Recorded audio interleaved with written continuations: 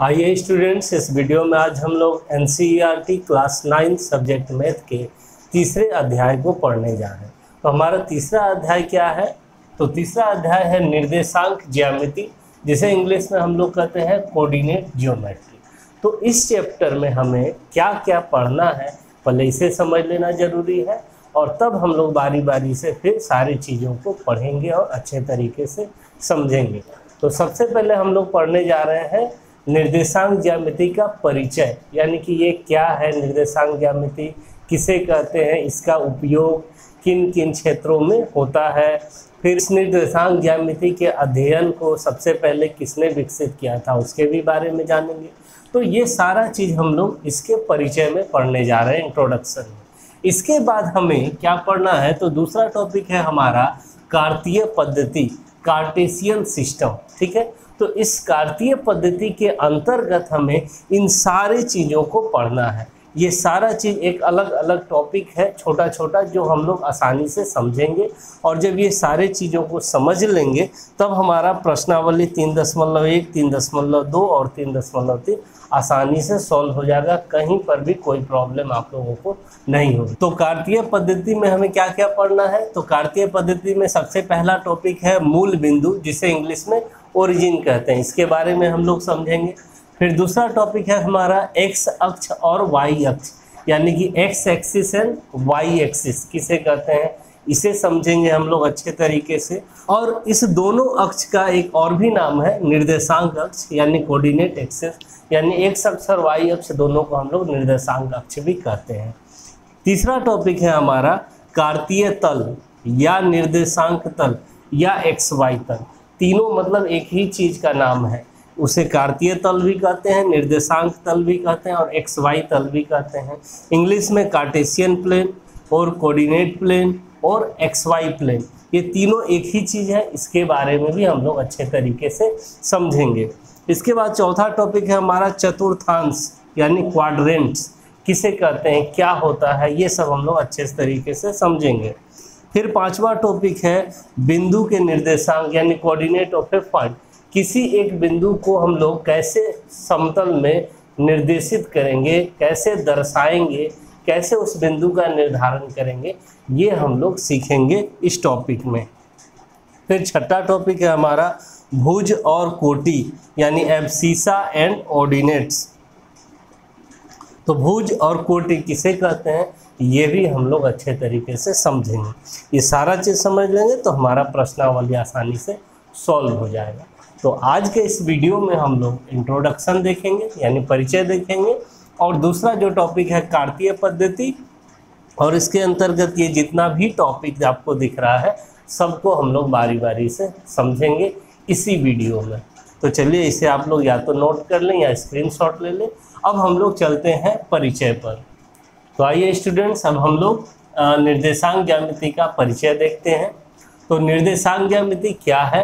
तो निर्देशांक ज्यामिति गणित की वह शाखा है जिसमें किसी तल में बिंदुओं की स्थिति का निर्धारण किया जाता है। तो निर्देशांक ज्यामिति क्या है? बेसिकली गणित की ही एक शाखा है। और इसमें हम लोग क्या पढ़ते हैं, तो इसमें हम लोग किसी तल में, तल का मतलब क्या, जैसे ये हमारा व्हाइट बोर्ड है तो यह एक तल हो गया, तो हम लोग सतह बोल सकते हैं, प्लेन बोल सकते हैं इंग्लिश में, वही हमारा तल होता है। तो इस एक तल में कोई भी बिंदु को हम लोग कैसे दर्शाते हैं, कैसे निर्धारित करते हैं कि कौन सा बिंदु कहाँ पर है, ये सब हम लोग निर्देशांक ज्यामिति के अंतर्गत पढ़ते हैं। और इसका बहुत ही आगे चल के व्यापक उपयोग है। किस किस क्षेत्र में, चलिए हम लोग देखते हैं, इसका उपयोग देखते हैं। तो इसका उपयोग क्या है? तो इसका उपयोग विभिन्न क्षेत्रों जैसे इंजीनियरिंग, खगोल विज्ञान, समुद्री परिवहन आदि में व्यापक रूप से किया जाता है। बहुत सारा क्षेत्र है, यहाँ मैंने 2-3 क्षेत्र लिखा हुआ है जहाँ पर इसका उपयोग होता है। इसके अलावे भी बहुत सारे क्षेत्र हैं। इंजीनियरिंग में कोई भी मॉडल तैयार होता है या मकान ही बनता है, उसमें भी निर्देशांक ज्यामिति का प्रयोग होता है। खगोल विज्ञान जैसे आकाश में ग्रह तारों की स्थिति, उसके घूमने की स्थिति, उसके चलने की स्थिति, ये सब के भी बारे में हमें जानकारी प्राप्त करने के लिए निर्देशांक ज्यामिति का ही प्रयोग करना पड़ता है। फिर समुद्री परिवहन, कोई समुद्र में समझिए कि कोई जहाज चल रहा है अपने नौसेना का या कोई भी दुश्मन देश का जहाज आ गया, तो ये सब स्थिति कि वो कहाँ पर है, ये सब हम लोग निर्देशांक ज्यामिति के द्वारा पता करते हैं। तो प्रारंभ में फ्रांसीसी दार्शनिक एवं गणितज्ञ रेने दकार्ते ने इस अध्ययन को विकसित किया था।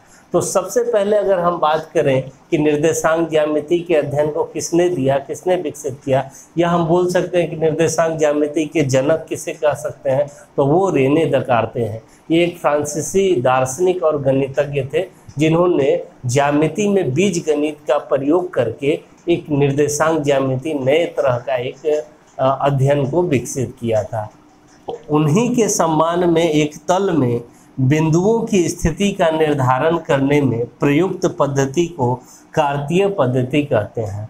तो उस फ्रांसीसी दार्शनिक और गणितज्ञ का क्या नाम था? रेने दकार्ते।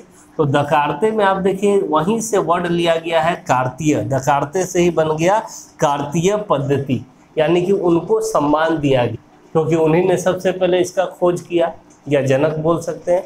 तो उन्हीं के सम्मान में अगर हम किसी सतह पर, किसी तल में कोई बिंदु की स्थिति का निर्धारण करते हैं तो जो पद्धति लगाते हैं, जो प्रयुक्त करते हैं, उस पद्धति का नाम दे दिया गया क्या? कार्तीय पद्धति। ठीक है, तो यही है। तो यहाँ हम लोग परिचय समझ लिए अच्छे तरीके से। अब हम लोग आगे नेक्स्ट कार्तीय पद्धति के बारे में पढ़ने जा रहे हैं कि ये क्या विधि है, कौन सी पद्धति है जिसके द्वारा हम किसी तल में किसी बिंदु का स्थिति का निर्धारण आसानी से कर सकते हैं। तो इसका आप लोग स्क्रीनशॉट ले लीजिए। अब हम लोग आगे चलते हैं कार्तीय पद्धति पर। तो आइए स्टूडेंट्स, अब हम लोग इसका दूसरा टॉपिक देखते हैं, कार्तीय पद्धति। तो कार्तीय पद्धति क्या है? एक तल में बिंदुओं की स्थिति को निर्धारित करने की पद्धति को कार्तीय पद्धति कहते हैं।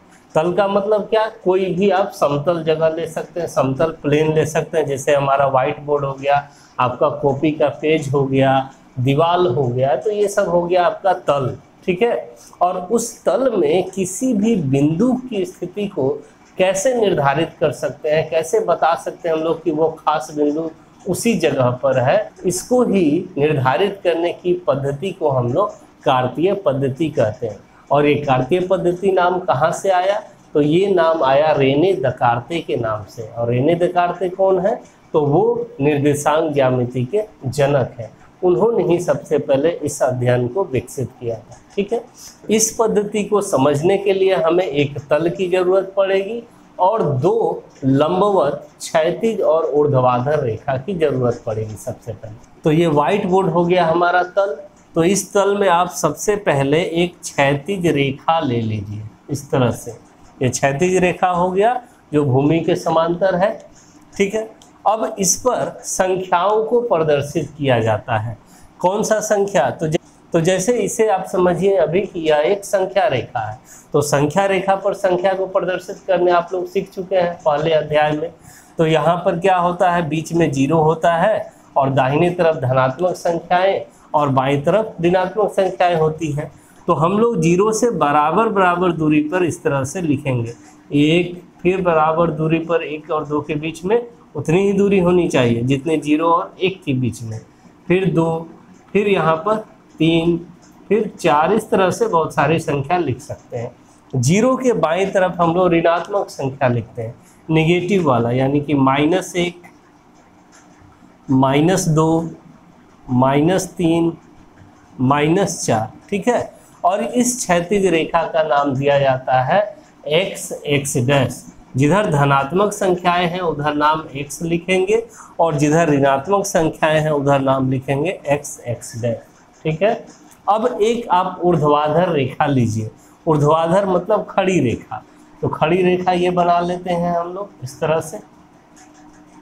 ठीक है, इस पर भी संख्याएं लिखिए। तो कैसे लिखेंगे? तो देखिए उसको समझिए, बहुत ही आसान है। जैसे ये आपका क्षैतिज रेखा है, समझ लीजिए ये मार्कर है, बीच में 0 है, दाहिने तरफ धनात्मक संख्या और बाएं तरफ ऋणात्मक संख्या। तो इसे हम लोग घड़ी के विपरीत दिशा में घुमाते हैं। घड़ी चलती है किधर? सुई घड़ी की किधर चलती है? दाहिने तरफ। तो इसे बाएं तरफ घुमाइए, ऐसे इस तरह से घुमा के इसे ऊर्ध्वाधर रेखा बना लेंगे, क्षैतिज रेखा को। तो ऊर्ध्वाधर रेखा ये जो बना, तो धनात्मक संख्याएं जो है पहले दाहिने तरफ थी, अब किधर चली गई, ऊपर, और ऋणात्मक संख्याएं जो बाएं तरफ थी वो किधर चली गई, नीचे। तो इस तरह से इस खड़ी रेखा पर, ऊर्ध्वाधर रेखा पर हम लोग इन संख्याओं को निरूपित कर लेते हैं।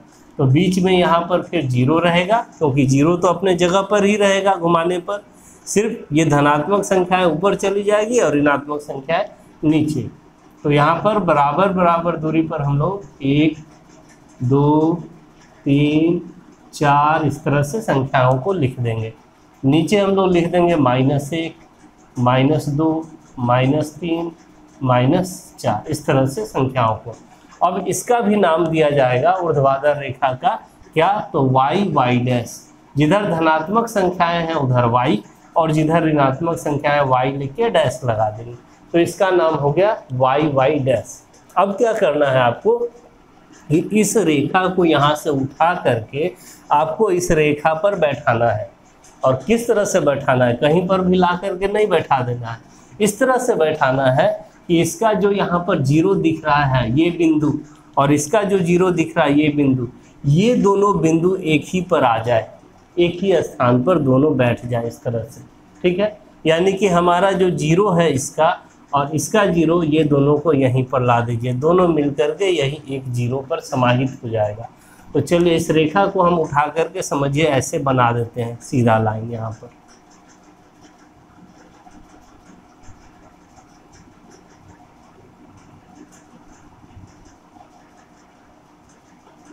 तो इस तरह से हम लोग इस रेखा को यहाँ पर शिफ्ट कर दिए, और ये था हमारा 0, तो ये 0 ही रह गया।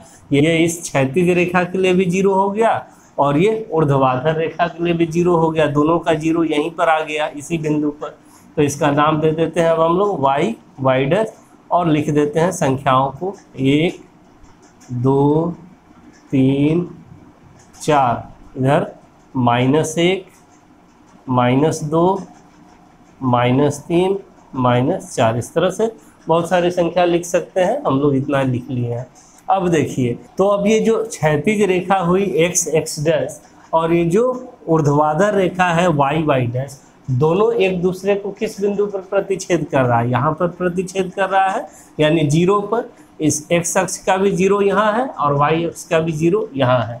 तो इसी बिंदु को हम लोग कहते हैं मूल बिंदु। क्या कहते हैं, मूल बिंदु। और मूल बिंदु को हम लोग O अक्षर से सूचित करते हैं, मूल बिंदु इसे कहेंगे हम लोग, इस बिंदु को मूल बिंदु। मूल बिंदु को हम लोग O से सूचित करते हैं, क्योंकि इसका इंग्लिश में नाम होता है ओरिजिन। तो मूल बिंदु को जनरली हम लोग O से सूचित करेंगे। तो ये 0 अब ना समझ के आप समझिए O है, क्या समझना है, O। 0 तो यहाँ छिपा हुआ है ही, ये 0 है ही समझना है, लेकिन इसका नाम क्या हो गया, O नाम हो गया, ठीक है। अब देखिए, ये जो क्षैतिज रेखा है x डैश, इसी को हम लोग x अक्ष बोलते हैं। क्या बोलते हैं, x अक्ष बोलते हैं। और ये जो ऊर्ध्वाधर रेखा है y डैश, इसी को हम लोग कहते हैं y अक्ष, ठीक है। हो गया ये कंप्लीट। अब देखिए यहाँ पर O से लेकर के x तक का जो आपका यहाँ पर दिख रहा है रेखा, यानी कि जिधर 0 के बाद धनात्मक संख्याएं हैं x अक्ष पर, इसे हम लोग धनात्मक x अक्ष भी कहते हैं। इसे क्या कहते हैं, धनात्मक x अक्ष। और 0 के बाईं तरफ जो आपको ऋणात्मक संख्याओं वाला दिख रहा है, यानी OX डैश को हम लोग ऋणात्मक x अक्ष कहते हैं, ऋणात्मक x अक्ष। उसी तरीके से OY को, O से लेके Y, जिधर धनात्मक संख्या है, इसको हम लोग धनात्मक Y अक्ष बोलेंगे। क्या बोलेंगे इसको, धनात्मक Y अक्ष। और O से नीचे OY डैश को हम लोग बोलेंगे ऋणात्मक Y अक्ष, ऋणात्मक Y अक्ष। तो ये पूरा हो गया आपका x अक्ष, x डैश। लेकिन आधे की बात करें OX, तो OX हो गया धनात्मक x अक्ष, OX डैश हो गया ऋणात्मक x अक्ष। और ये पूरा y से लेके y डैश तक को हम लोग कहेंगे y अक्ष। लेकिन O से y को हम लोग कहेंगे धनात्मक y अक्ष, और O से y डैश को हम लोग कहेंगे ऋणात्मक y अक्ष। और अब देखिए ये जो हुआ आपका क्या था, प्लेन था, तल था, और इस तल में हम लोग x अक्ष और y अक्ष को इस तरह से बना दिए। तो अब ये तल का नाम हो गया निर्देशांक तल। क्या नाम हो गया, निर्देशांक तल। पहले देखिए ये खाली है तो इसका नाम है सिर्फ तल, लेकिन उस तल में जब हम लोग x अक्ष और y अक्ष को बना दिए तो इसी तल को हम लोग कहते हैं निर्देशांक तल। और इसका 3 नाम है, इसको हम लोग निर्देशांक तल बोलेंगे, निर्देशांक तल या कार्तीय तल, कार्तीय तल, या इसका नाम है एक्स वाई तल। यानी इस तल में एक्स अक्ष और वाई अक्ष को इस तरह से चित्र बना दिए हम लोग, तो इसी तल का नाम हो गया निर्देशांक तल या कार्तीय तल या एक्स वाई तल। क्लियर है। और ये जो दोनों अक्ष हुआ, एक्स अक्ष और वाई अक्ष, इसको हम लोग निर्देशांक अक्ष कहते हैं। क्या कहते हैं, निर्देशांक अक्ष। एक्स अक्ष और वाई अक्ष को निर्देशांक अक्ष कहते हैं, निर्देशांक अक्ष कहते हैं। ये हो गया आपका निर्देशांक अक्ष। ठीक है, दोनों अक्ष यानी कि एक्स अक्ष को भी निर्देशांक अक्ष कहते हैं और वाई अक्ष को भी निर्देशांक अक्ष कहते हैं। तो चलिए अब समझते हैं हम लोग कि चतुर्थांश क्या होता है। अब देखिए ये जो 2 अक्ष है, एक्स अक्ष और वाई अक्ष, ये इस तल को 4 भागों में बांट दिया है। दिख रहा होगा आप लोगों को, 1 2 3 4 भाग। इसी चारों भाग का नाम हो जाता है चतुर्थांश, क्योंकि ये एक भाग हुआ पूरा, अब पूरा को 4 टुकड़ा में बांट दिया, इसीलिए नाम हो गया चतुर्थांश। ठीक है, तो कौन सा पहला चतुर्थांश है, कौन सा दूसरा, कौन सा तीसरा, कौन सा चौथा, ये आपको याद रखना और ध्यान रखना बहुत ही जरूरी है, नहीं तो सवाल में आपको से गलती हो सकता है बनाने में। तो हमें कैसे याद, तो हम कैसे याद रखेंगे कि कौन सा चतुर्थांश प्रथम चतुर्थांश है, कौन सा द्वितीय, कौन सा तृतीय, कौन सा चतुर्थ। तो आप हमेशा शुरू कीजिएगा धनात्मक से, धनात्मक एक्स अक्ष और धनात्मक वाई अक्ष, इससे बनने वाले चतुर्थांश को हम लोग प्रथम चतुर्थांश कहते हैं।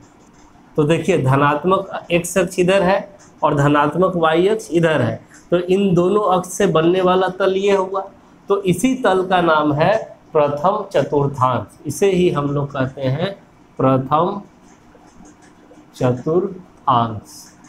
ठीक है, इसको इस तरह से हम लोग लिख देंगे 1। उसके बाद आपको घड़ी के विपरीत दिशा में घूमते हुए चलना है। घड़ी जिधर घूमती है उधर नहीं जाना है, घड़ी के विपरीत दिशा में। तो घड़ी की सुई उधर जाती है, आपको इधर आना है, तो इसके बाद इधर आ जाइए। तो ये हो गया द्वितीय चतुर्थांश, द्वितीय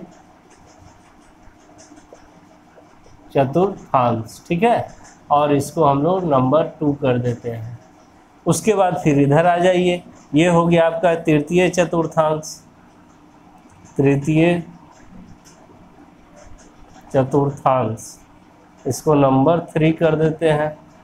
और इसके बाद ये हो गया आपका चतुर्थ चतुर्थांश, चतुर्थ चतुर्थांश, इसको नंबर 4 कर देते हैं। तो इस तरह से आप समझ गए होंगे चतुर्थांश क्या होता है।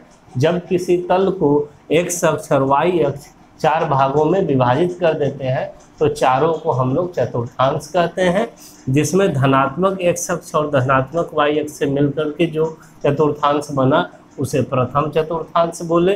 फिर घड़ी के विपरीत दिशा में चलेंगे, ये द्वितीय चतुर्थांश हो गया, जिसमें ऋणात्मक एक्स अक्ष और धनात्मक वाई अक्ष से बना। फिर तृतीय चतुर्थांश जो ऋणात्मक एक्स अक्ष और ऋणात्मक वाई अक्ष से मिलकर के बना है। और चतुर्थ चतुर्थांश जो धनात्मक एक्स अक्ष और ऋणात्मक वाई अक्ष से मिलकर के बना है। तो ये चारों हो गया आपका चतुर्थांश। ठीक, तो अब इस चतुर्थांश में कोई बिंदु को हम लोग कैसे निर्धारित करेंगे वो समझेंगे। उसके पहले हम लोग ये भी जान लेते हैं कि जो बिंदु होगा इन चारों चतुर्थांश में उसका चिन्ह क्या होगा। ठीक है, इसे समझते हैं। तो देखिए प्रथम चतुर्थांश में कोई भी जो बिंदु होगा उसका चिन्ह होगा प्लस प्लस, धनात्मक, प्लस कॉमा प्लस। क्यों ऐसा, क्योंकि देखिए एक्स अक्ष भी धनात्मक है और वाई अक्ष भी इधर धनात्मक है, तो दोनों धनात्मक है। तो जब भी हम एक बिंदु लिखते हैं तो हमें पहले एक्स और कॉमा वाई लिखा जाता है, ये नियम है, अभी हम लोग सीखेंगे। तो पहले एक्स अक्ष वाला बिंदु लिखा जाता है, फिर वाई अक्ष वाला लिखा जाता है। तो एक्स आपका देखिए एक्स अक्ष पे सारी संख्याएं क्या है, धनात्मक है, और वाई अक्ष पे भी सारी संख्याएं क्या है, धनात्मक है, इसीलिए प्लस और प्लस इसका चिन्ह हो गया। द्वितीय चतुर्थांश के प्रत्येक बिंदु का चिन्ह क्या होगा, तो पहले एक्स वाला देखिए आप, तो एक्स में इधर चलेंगे तो इधर ऋणात्मक संख्याएं हैं, तो ऋणात्मक संख्या का चिन्ह ऋणात्मक रहेगा। और फिर देखिए धनात्मक वाई अक्ष है, यहाँ इसी दोनों से मिलकर के बना है, तो धनात्मक वाई अक्ष में जो संख्या है उसका चिन्ह क्या है, धनात्मक, तो यहाँ पर चिन्ह हो जाएगा धनात्मक। तो इस तरह से द्वितीय चतुर्थांश में जितने भी बिंदु होंगे उनका चिन्ह होगा माइनस कॉमा प्लस, इसी रूप का होगा। अब आते हैं तृतीय चतुर्थांश के बिंदु पर कि इस चतुर्थांश में कोई बिंदु होगा तो उसका चिन्ह क्या होगा। तो देखिए यहाँ पर फिर से पहले कि यह किस किस अक्ष से मिलके बना है, तो ये ऋणात्मक एक्स अक्ष और ऋणात्मक वाई अक्ष से मिलकर के बना है। तो ऋणात्मक एक्स अक्ष के लिए हम लोग चिन्ह ऋणात्मक लगाएंगे और ऋणात्मक वाई अक्ष के लिए भी चिन्ह हम लोग क्या लगाएंगे, ऋणात्मक, क्योंकि इधर भी सारा ऋणात्मक संख्या है और इस पे भी सारा ऋणात्मक संख्या है। तो तृतीय चतुर्थांश का चिन्ह हो गया माइनस कॉमा माइनस। अब चतुर्थ चतुर्थांश में चलते हैं, इसका चिन्ह हम लोग पता करते हैं। तो यह किस किस अक्ष से मिलके बना है, तो यह धनात्मक एक्स अक्ष और ऋणात्मक वाई अक्ष से मिलकर के बना है। तो धनात्मक एक्स अक्ष के लिए हम लोग चिन्ह देख रहे हैं क्या है, सभी का धनात्मक है, जितनी भी संख्या है सभी धनात्मक है, तो हम लोग धनात्मक लिखेंगे, प्लस का चिन्ह देंगे। और वाई अक्ष की ओर देखते हैं तो ये ऋणात्मक वाई अक्ष है, इस पर जितनी भी संख्या है सभी का चिन्ह ऋणात्मक है, तो यहाँ पर उसके लिए हम लोग ऋणात्मक का चिन्ह देंगे, क्योंकि नियम है पहले एक्स का लिखाएगा फिर वाई का, हमेशा ये ध्यान रखना। तो इस तरह से हम लोग समझ गए कि प्रथम चतुर्थांश में कोई भी बिंदु होगा तो उसका चिन्ह प्लस प्लस होगा, द्वितीय चतुर्थांश में कोई बिंदु होगा तो उसका चिन्ह माइनस कॉमा प्लस होगा, तृतीय चतुर्थांश में कोई बिंदु होगा तो उसका चिन्ह माइनस कॉमा माइनस होगा, और चतुर्थ चतुर्थांश में कोई बिंदु होगा तो उसका चिन्ह प्लस कॉमा माइनस होगा। अब हम लोग समझते हैं कि बिंदु को कैसे हम लोग निर्धारित करेंगे इस तल में। तो चलिए किसी बिंदु के निर्धारण के लिए हम लोग एक कार्तीय तल बना लेते हैं, यानी तल में एक्स और वाई अक्ष को बना लेते हैं। तो देखिए ये हमारा तल था व्हाइट बोर्ड, इसमें हम लोग दो क्षैतिज और ऊर्ध्वाधर रेखा खींच दी, इसका नाम होता है एक्स एक्स डैश, इसका वाई वाई डैश, ये एक्स अक्ष हुआ और ये वाई अक्ष हो गया। इसके बाद हम लोग संख्याओं को यहाँ पर लिख देते हैं। तो ये हमारा यहाँ पर जहाँ पर दोनों अक्ष एक दूसरे काटता है वो मूल बिंदु होता है, तो वहाँ पर तो 0 होता है।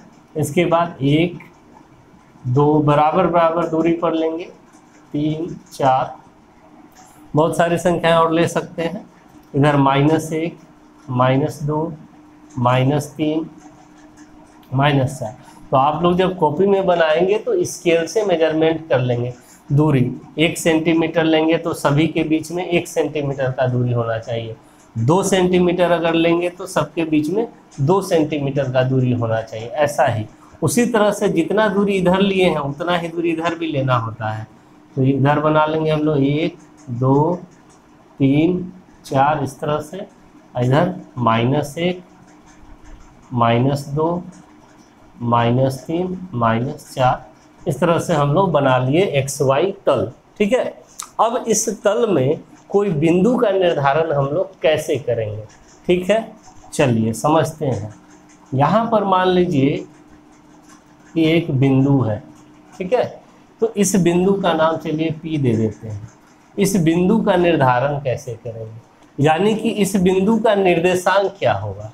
ठीक, उसी तरह से 1 2 और ले लेते हैं, कहीं पर यहाँ पर ले लेते हैं एक बिंदु, इधर ले लेते हैं एक बिंदु, यहाँ पे ले लेते हैं एक बिंदु, इस तरह से 3 4 बिंदु हम लोग ले लिए, P Q R S नाम दे दिए।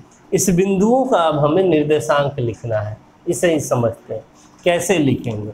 तो देखिए जो भी बिंदु है उसका आपको सबसे पहले y अक्ष से लंबवत दूरी निकाल लेना है, कितनी दूरी पर है, यानी ये दूरी हो गया आपका। ये दूरी आपका कितना है, देखिए नीचे आते चलिए, तो ये 2 इकाई तक की दूरी है। ठीक है, दिख रहा है वाई अक्ष से बिंदु P की दूरी कितनी है, 2 इकाई। ठीक है, और इसी बिंदु P की अब x अक्ष से कितनी दूरी है, यानी x से दूरी मापेंगे इस तरह से हम लोग। ये दूरी हो गया आपका कितना, 3 इकाई, और ये दूरी कितना हो गया, 2 इकाई। इसे समझिए, 2 इकाई हुआ और ये 3 इकाई हुआ, यानी इस बिंदु P की y अक्ष से बात करें तो दूरी 2 इकाई है, और इस बिंदु P की x अक्ष से दूरी 3 इकाई है। तो जो आपका y अक्ष से दूरी है वही x निर्देशांक हुआ बिंदु का, वो हम लोग पहले लिखते हैं, फिर कॉमा लगा के जो x अक्ष से दूरी है वो कहलाता है y निर्देशांक, और उसको तब बाद में कॉमा लगा के इस तरह से लिखते हैं। यानी बिंदु P का निर्देशांक बात करें तो 2,3 है। इस तरह से हम बिंदु P को निर्धारित करते हैं। बेसिक तो यही था, और आसान तरीके समझिए कैसे लिखेंगे किसी बिंदु को। तो आप देखिएगा कि ये बिंदु को x अक्ष से कितनी दूरी पर है, तो x अक्ष पे चले हैं हम लोग, तो 1 1 2, तो 2 लिख देंगे। और y अक्ष पे चलेंगे उस बिंदु को मिलाते हुए, तो y अक्ष पे चलेंगे तो 1 2 3, तो ये y लिख देंगे। इस तरह से हम लोग बिंदु को निर्धारित करेंगे। q का निर्देशांक क्या होगा वो बताते हैं। तो q के निर्देशांक के लिए आप यहाँ पर मिलाइए x अक्ष पर। तो पहले x अक्ष को देखिए आप, कितना इकाई का दूरी, यहाँ -1 और -2, तो x अक्ष वाला आप पहले लिख दीजिए। और फिर अब y अक्ष वाला आप मिलाइए कि इस बिंदु का y अक्ष पे कहाँ मिल रहा है, तो y अक्ष पे 3 इकाई की दूरी पे मिल रहा है, तो यहाँ 3 लिख देंगे। तो -2,3 बिंदु Q का निर्देशांक हो गया। उसी तरह से आइए बिंदु R का निर्देशांक पता करते हैं। तो बिंदु R के निर्देशांक के लिए फिर इसे सबसे पहले आप x अक्ष से मिलाइए। x अक्ष से मिला दिए बिंदु को, तो कहाँ पर मिला, -2 पर, तो -2 लिख देंगे। इस बिंदु को y अक्ष से मिला दीजिए, तो y अक्ष से किस बिंदु पर मिला, -3 पर, तो -2, -3 हो गया आपका बिंदु R का निर्देशांक। उसी तरह से बिंदु S का निर्देशांक पता करते हैं। इसको पहले x अक्ष से मिलाइए, तो x अक्ष से कहाँ पर मिला, 2 इकाई की दूरी पर, तो 2 लिख देंगे। ये बिंदु को अब y अक्ष से मिलाइए, तो y अक्ष से मिलाते हैं इधर, तो कितने इकाई की दूरी पे मिला, -2, तो -2 लिख देंगे। तो इस तरह से हम लोग बिंदुओं को निर्धारित कर सकते हैं किसी भी तल में। तो आप लोग समझ गए होंगे बिंदु को निर्धारित करना। अब चलिए एक चीज़ और, ये मान लीजिए बिंदु O है जिसको ओरिजिन या मूल बिंदु कहते हैं। अगर आपसे पूछ दिया जाए कि मूल बिंदु का निर्देशांक क्या होगा, क्योंकि निर्देशांक आपको हमेशा किसमें बताना है, जोड़ा में, अंकों का जोड़ा ही लेना होता है। तो मूल बिंदु का निर्देशांक क्या होगा, तो देखिए मूल बिंदु का जो निर्देशांक होगा वो होगा 0,0। क्यों, क्योंकि ये जो मूल बिंदु है इसका x अक्ष से दूरी क्या है, 0, यहीं पर तो है, और y अक्ष से इस बिंदु की दूरी क्या है, 0 ही है। इधर तो 1 इकाई है लेकिन यहाँ तो 0 ही है, इसीलिए यहाँ पर x निर्देशांक भी 0 होगा और y निर्देशांक भी 0 होगा। इसलिए मूल बिंदु का निर्देशांक 0,0 होता है। हमेशा ये आपको याद रखना है कि मूल बिंदु का निर्देशांक 0,0 होता है। ये आपसे ऑब्जेक्टिव एग्जाम में पूछा जाता है कि मूल बिंदु का निर्देशांक क्या होता है, तो आप बताएंगे 0,0। ठीक है, तो बिंदु आप लोग समझ गए होंगे निर्धारित करना। अब समझिए कि कोई भी बिंदु P है तो इसमें 2 अंक आपको दिख रहा होगा जोड़ा में, 2,3। तो पहला वाला जो आपको अंक दिख रहा है, संख्या दिख रहा है, उसको हम लोग x निर्देशांक कहते हैं, और दूसरे वाले संख्या को हम लोग कहते हैं y निर्देशांक। तो बिंदु P के लिए अगर बात करें तो x निर्देशांक हो गया 2, कितना हो गया, x निर्देशांक बराबर 2, और y निर्देशांक की बात करें तो कितना हो गया, 3। और x निर्देशांक को ही कहा जाता है भुज, और y निर्देशांक को कहा जाता है कोटि। ये हमेशा आपको याद रखना चाहिए। कि x निर्देशांक को कहा जाता है भुज और y निर्देशांक को हमेशा कहा जाता है कोटि। यानी एग्जाम में आपसे पूछा भी जाता है, इस पर सवाल रहता ही रहता है, ऑब्जेक्टिव क्वेश्चन। तो जैसे अब हम लोग बिंदु P का अगर पूछ देगा आपको कोई भुज कितना है, तो बिंदु P का x निर्देशांक 2 है, तो भुज हो गया 2, ऐसे बोल देंगे। अब कोटि पूछ देगा बिंदु P का, तो कोटि कितना हो गया, 3 हो गया। उसी तरह से बिंदु Q का अगर पूछ दे कि x निर्देशांक क्या है, तो x निर्देशांक कितना बोलेंगे, -2, और y निर्देशांक पूछ देगा तो 3। उसी तरह से पूछ देगा कि बिंदु Q के लिए भुज कितना है, तो भुज हम लोग क्या बोलेंगे, -2, और पूछ दे कोटि कितना है, तो कोटि क्या बोल देंगे, 3। इस तरह से यानी जो पहला वाला संख्या है वो x निर्देशांक का होता है और उसे भुज कहते हैं, और जो दूसरा संख्या होता है वो y निर्देशांक का होता है, उसे हम लोग कोटि कहते हैं। उसी तरह से r के लिए भुज हो गया -2 और कोटि हो गया -3। बिंदु S के लिए भुज हो गया 2 और कोटि हो गया -2। तो अभी हम लोग क्या सीखे, तो कार्तीय तल में कोई बिंदु दिया था तो उसका निर्देशांक हम लोग कैसे लिख सकते हैं। ठीक है, अब हमें अगर कोई बिंदु दे दिया जाए और उस बिंदु को बोला जाए कि कार्तीय तल में निर्धारित कीजिए कि वो कहाँ पर है, तो वो कैसे करेंगे उसे हम लोग अब समझते हैं। तो यहाँ तक का आप लोग स्क्रीनशॉट ले लीजिए। अब हम लोग तब आगे उस बात को समझते हैं। तो आइए हम लोग बिंदु को निर्धारित करना सीखते हैं। मान लीजिए कि आपको ये 4 बिंदु दिया है। बिंदु A जिसका निर्देशांक आपको दिया है -1,4, बिंदु B जिसका निर्देशांक 2, -3, बिंदु C जिसका निर्देशांक 3,3 और बिंदु D जिसका निर्देशांक -2, -3। इन बिंदुओं को आपको तल में प्रदर्शित करना है, निर्धारित करना है कि कहाँ पर है। तो कैसे हम लोग निर्धारित करेंगे, तो इसके लिए सबसे पहले आपको XY तल बना लेना है, जिसे कार्तीय तल भी कहते हैं या निर्देशांक तल भी कहते हैं। तो इस तरह से हम लोग एक कार्तीय तल बनाएंगे। तो सबसे पहले हमारा काम है कि x अक्ष और y अक्ष बना लें। तो बना लेते हैं, ये x डैश हो गया x अक्ष और ये y डैश हो गया y अक्ष।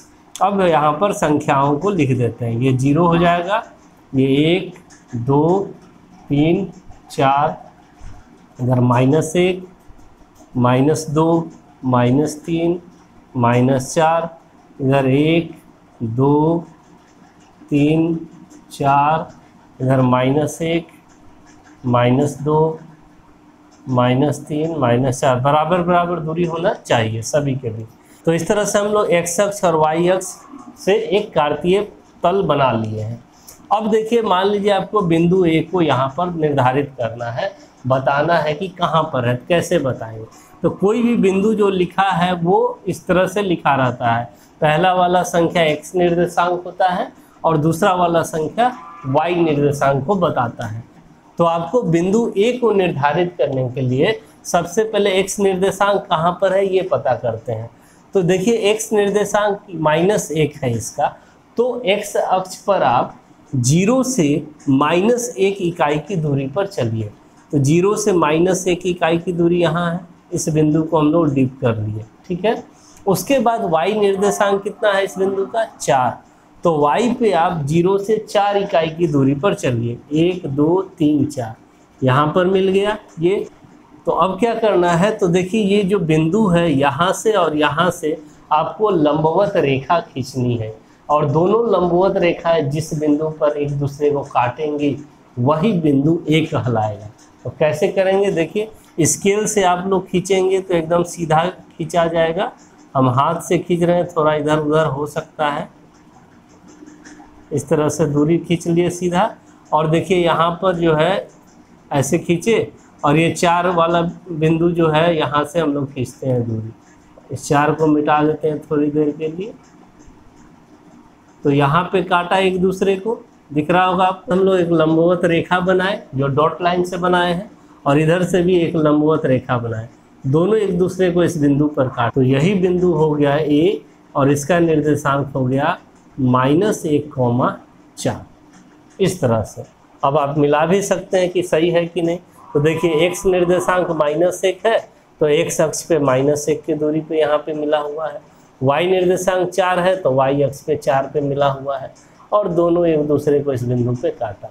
उसी तरह से अब बिंदु B को निर्धारित कीजिए कि कहाँ पर है। तो इसके लिए आप फिर से देखिए, ये x, y के रूप में है। तो x निर्देशांक कितना है 2, तो x अक्ष पे आप 0 से 2 इकाई की दूरी पे चलिए, 1 1 2 यहाँ पर पहुँच गए। और y निर्देशांक कितना है -3 है, तो 0 से आप -3 की ओर बढ़िए, -3 इकाई। तो यहाँ पर -1 है, यहाँ -2 है, यहाँ -3 है, तो यहाँ पर आ गए। अब ये दोनों बिंदु से आप लंबवत ऐसे दूरी खींचिए, रेखा खींचिए डॉटेड लाइन में, इस तरह से खींचते गए थोड़ी दूर तक। फिर यहाँ से भी खींचना है आपको, ये 2 है, यहाँ से खींचना है सीधा एकदम स्केल की सहायता से। तो ये दोनों रेखा देखिए एक दूसरे को इस बिंदु पर काटी, तो यही वाला बिंदु कहला गया बिंदु B और इसका निर्देशांक हो गया 2, इस तरह से हम लोग बताएंगे। बिंदु C को निर्धारित करते हैं जो कि 3, है, तो x, y के रूप में लिख दिए। तो बिंदु C का x निर्देशांक कितना है 3 है, तो x अक्ष पे 3 इकाई की दूरी पे चलिए, 1 2 3 यहाँ पे पहुँच गए। और y अक्ष पर भी 3, क्योंकि y निर्देशांक भी 3 है, तो 1 2 3 यहाँ पर है। अब इस दोनों से आप रेखा कीजिए डॉटेड, लंबवत रेखा इस तरह से खींचना है। और इस 3 से भी स्केल रख के आप खींचेंगे, तो जहाँ पे काटे एक दूसरे को, यहाँ पे काटा एक दूसरे को, इधर एक्स्ट्रा मिटा सकते हैं हम लोग। और ये जो बिंदु हुआ इसी को बोलेंगे C 3, अब एक बिंदु है D जिसका निर्देशांक है -2, -3, लिख लेते हैं x y। तो x निर्देशांक पहले देखिए क्या है -2, यानी x अक्ष पे जो आपको -2 है वहाँ पे चलना है।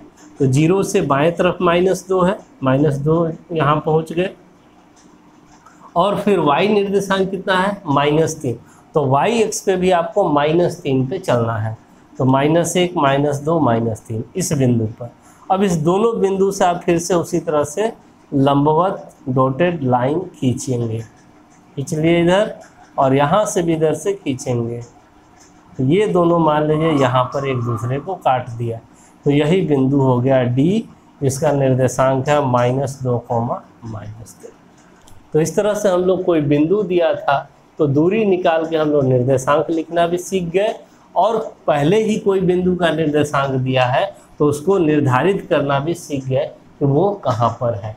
तो इस वीडियो में हम लोग निर्देशांक ज्यामिति का परिचय, कार्तीय पद्धति का मतलब यही कि बिंदु को निर्धारित करना, ये सीख लिए। और इसके अंतर्गत जितना टॉपिक था सारे को हम लोग अच्छे तरीके से सीख चुके हैं। तो अब हमें प्रश्नावली को हल करने में कोई भी परेशानी नहीं होगी। अब हम लोग अगले वीडियो में जो इसका प्रश्नावली है उसको हम लोग हल करेंगे। वीडियो अच्छा लगे तो एक लाइक करें, शेयर करें अपने फ्रेंड्स के साथ, और मेरे चैनल को भी सब्सक्राइब कर लें। Thank you.